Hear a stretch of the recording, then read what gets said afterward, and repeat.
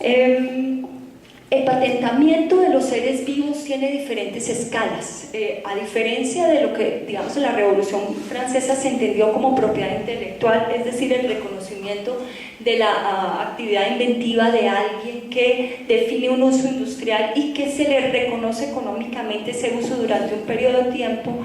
El problema de la apropiación de los seres vivos se inicia en Estados Unidos en los años 30, con la idea de empezar a patentar, a apropiar bacterias que pueden tener un uso industrial. La primera de ellas, en los años 70, es una bacteria que podía acabar con las mareas negras petroleras, que genera una discusión enorme en la Corte Suprema de Justicia de Estados Unidos en términos de las implicaciones éticas de dar la propiedad intelectual a alguien por un organismo vivo.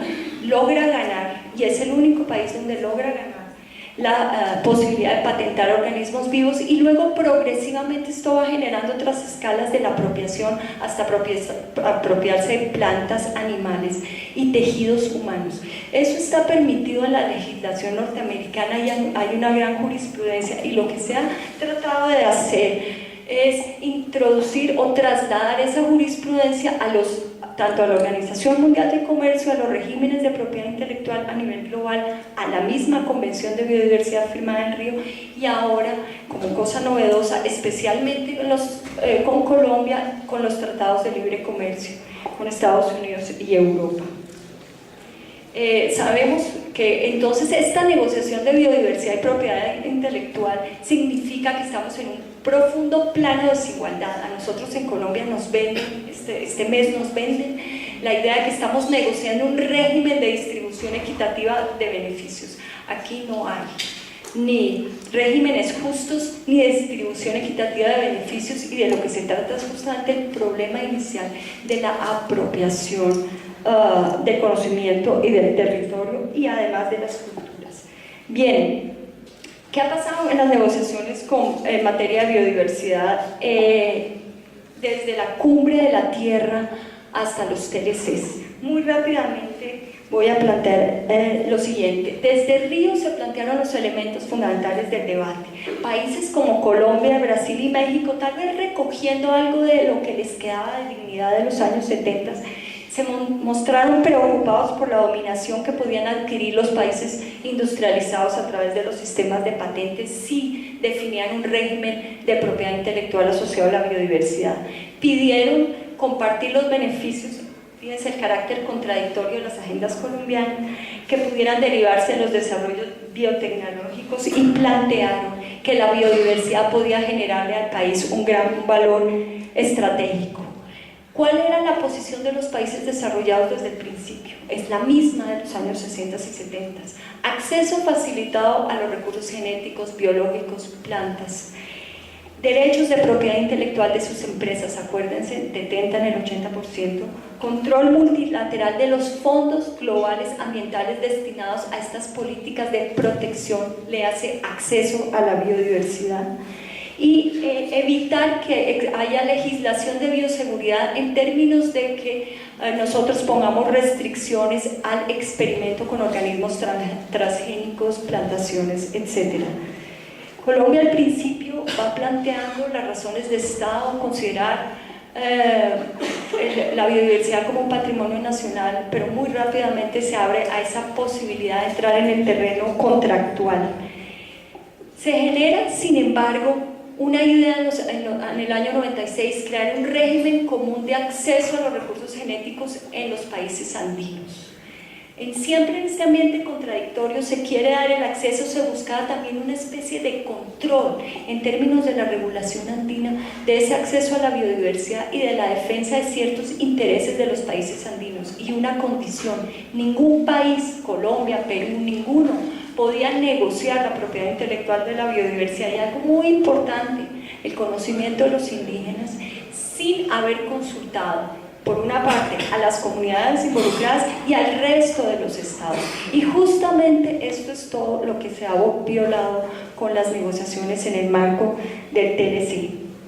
En el año 2000, en Bonn, los países industrializados, en el marco del Convenio de Biodiversidad, proponen un régimen contractual de acceso a los recursos genéticos. Es decir, ellos dicen Estos países nos están elevando los costos de transacción para el acceso a la biodiversidad. Queremos un solo contrato que implique normas mínimas para los contratos de acceso, asegurar una mínima distribución equitativa de beneficios y, ojo, que la Unión Europea en la negociación del TLC en materia de biodiversidad acaba de decirle al gobierno colombiano que no acepta ningún tipo de distribución equitativa de beneficios. Garantizar la defensa de los derechos de propiedad intelectual y plantear posiblemente que las comunidades puedan, a modo de consulta externa, poder decir algo sobre el acceso a su conocimiento tradicional. Digamos que el régimen común andino sirve como una especie de protección a estos países andinos en términos de este acceso desmedido al cual quieren utilizar las empresas transnacionales. Sin embargo, los mismos países andinos no dejan que las comunidades se expresen, como ellas decían, en términos de que aparezca el derecho al veto, es decir, a decir no a la venta del conocimiento tradicional como lo plantearon. Entonces el régimen común andino también abre las compuertas para la privatización de la propiedad intelectual. En ese terreno contradictorio de defensa y de apertura en la que se juega el lenguaje de la biodiversidad, se plantea el ALCA, que luego afortunadamente se ve transformado por los movimientos sociales en toda América Latina, y entra la idea de negociar el TLC con los países andinos. La biodiversidad es unos elementos estratégicos para los países andinos, pero solamente Colombia le propone a Estados Unidos incluir la biodiversidad en el TLC. Es el primer tratado de libre comercio que incluye la biodiversidad y con ella la defensa de los derechos de propiedad intelectual. ¿Qué es lo novedoso en este TLC con relación a todas las convenciones anteriores y lo que dice la Organización Mundial de Comercio? Dice: nosotros vamos a permitir el patentamiento de plantas, animales, tejidos humanos, lo cual estaba prohibido en la legislación europea y en la Organización Mundial de Comercio. Colombia le acepta entregarle a Estados Unidos esa nueva vía.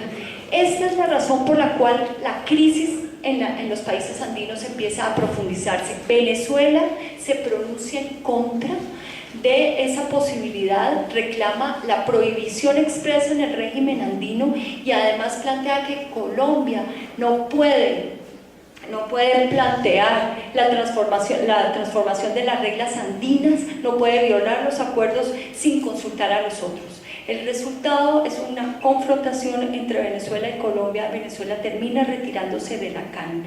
A Bolivia, Colombia propone el veto a Bolivia diciendo que no ha pagado las cuotas porque Bolivia, por su mayoría indígena, defiende la idea de no patentar, de no privatizar el conocimiento tradicional. Ecuador, que al principio plantea y cree que con el TLC con Estados Unidos pueden establecerse unas regulaciones de control y defensa de lo que la decisión andina ya había establecido, se va dando cuenta que el TLC está entregando mucho más y decide retirarse también del Tratado de Libre Comercio.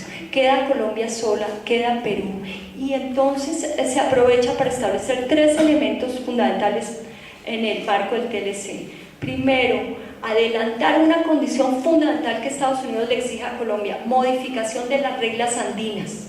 Colombia aprovecha que está solo en la CAN con Perú para transformar no solamente la legislación en materia de acceso a recursos genéticos, sino también en derechos de propiedad intelectual y generar nuevas concesiones. ¿Cuál es la relación entre el TLC con Estados Unidos y con Europa?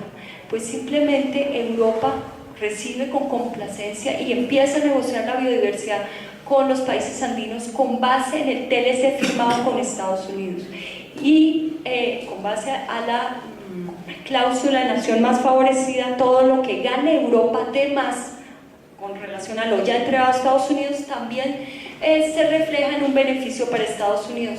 ¿Qué es lo que se negocia en el TLC con Europa? El conocimiento tradicional.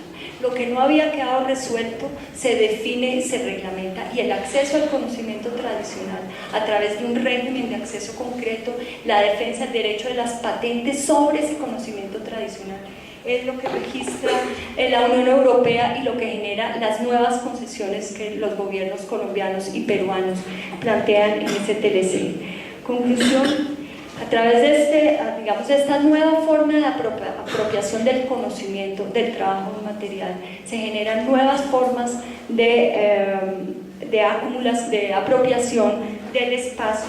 Se mira a través de esta revolución tecnológica una nueva geografía productiva que se expresa en estas nuevas formas de saqueo y de expoliación.